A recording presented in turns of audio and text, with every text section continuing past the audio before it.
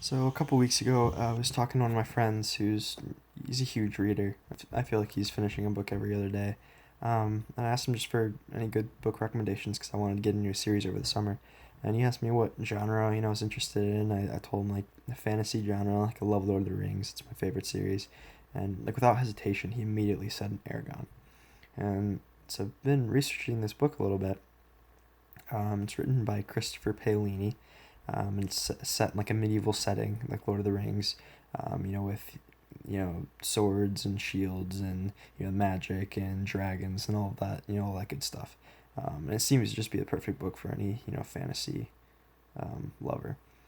So Aragon, the main character of the book, he's like 16 or 17, which I feel like all of us can still kind of relate to, like that age. And he finds an object which he believes to be a stone, and it turns out to be an egg, and it hatches, um, and it's this dragon that he can speak to telepathically.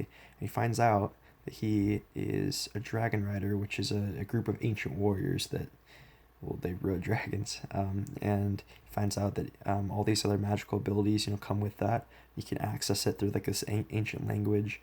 Um, they did make a movie on it.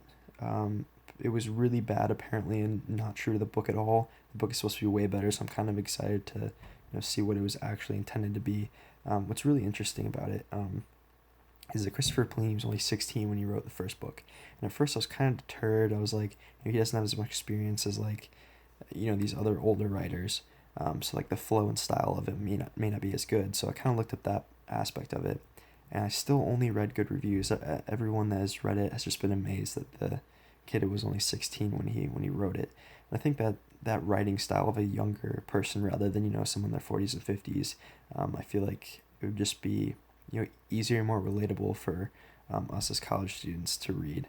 So I think that aspect of it is kind of cool. So all in all, I mean, this seems to be a very enjoyable read, and I would love to dive into it, and I hope you guys would too.